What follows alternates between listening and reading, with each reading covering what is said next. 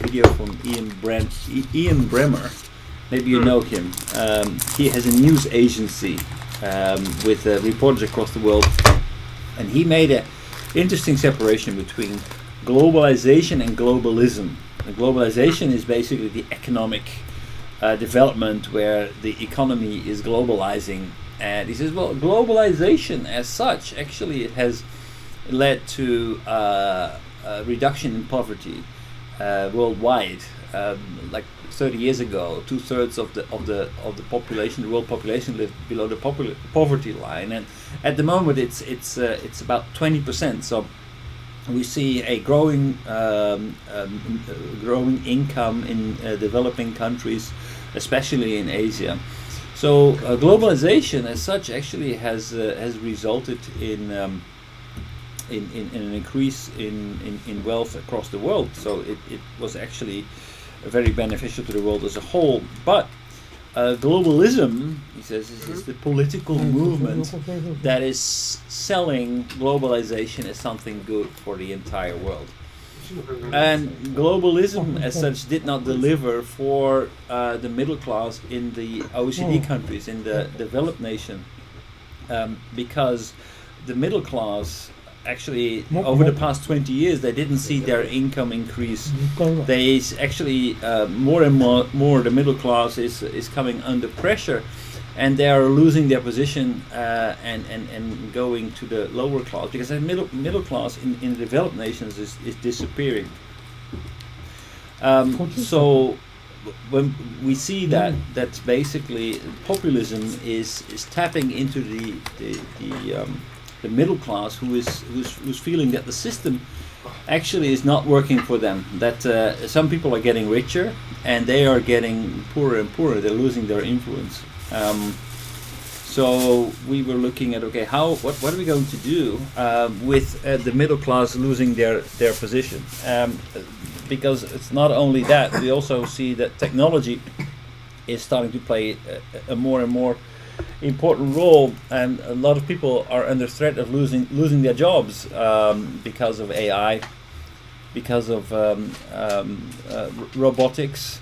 We see that especially the people in middle class jobs who are relatively expensive but are also relatively easy to automate.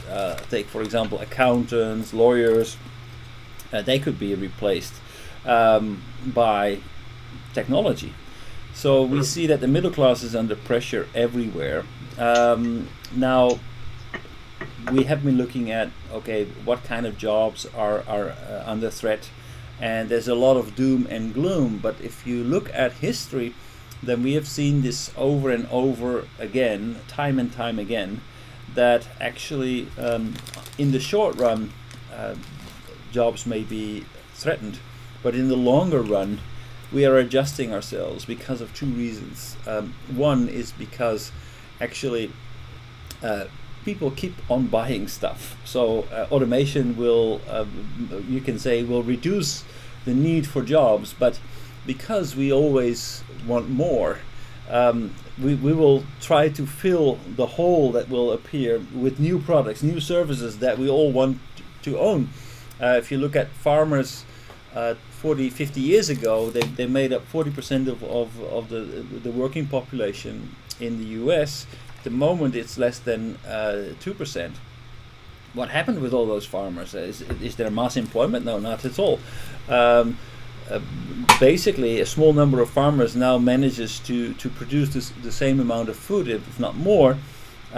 So the gain in productivity, yes, a lot of farmers lost their jobs, but they're now doing different kinds of jobs, and they are not just laying back and doing nothing. They keep on working to make money, to buy things that nobody could have imagined 40 years ago. We're now buying smartphones and buying data services and whatever. These are all new services that nobody could have imagined at that time.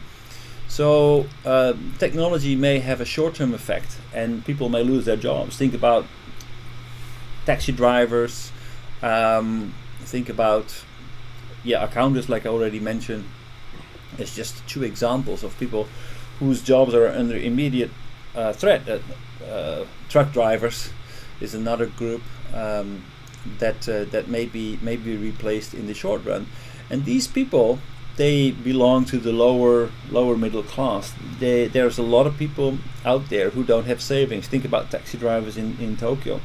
Very often these people live under subsistence level. They are in their 50s, 60s, early 70s, and if you don't have any savings, what is going to happen to these people? That's an immediate problem in the short run. But in the longer run, the expectation is that the economy will recover and will create new demand. So the younger generation may be able to cope, but the older generation may not be able to cope with that. And how are we going to deal with that? Because we have additional problems that normally these people would be supported by the government, but the governments are under threat because of globalization. The tax base becoming narrower and narrower because companies, especially the larger companies, the successful companies, they manage to reduce their tax burden by choosing their locations wisely, and thereby reducing their tax burden from 35% that the small and medium-sized businesses in the US are paying to around 1.5% is the effective rate that Facebook is paying.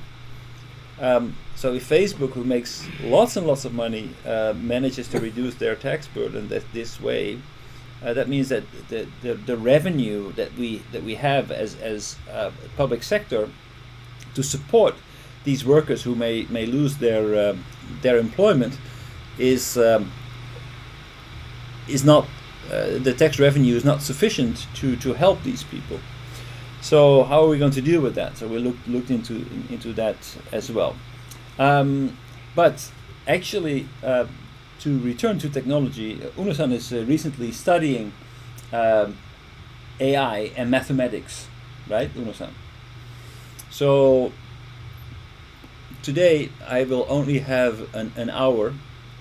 I'm going to look at a very small video, a short video, to introduce artificial intelligence, and then discuss how artificial intelligence will have impact for us. Uno-san has a very clear idea about this, that artificial intelligence will put more and more emphasis on people who are able to analyze AI and who are able to use AI to their benefit, but that will require deep understanding of artificial intelligence and knowledge about mathematics. Are you ready, Musa? Don't say. Wait a minute. Oh, you got a few books behind you. Yeah. Oh, you're talking to me? Yes. Talking about me? Yes. I just saw your image. I just saw your saw your video. I couldn't see that before. Yeah. This is the first time for me to join the Unojuku via Skype, and Right. it's also the first time for the audience to show what my nest is like. It looks a bit cluttered. Lots of books.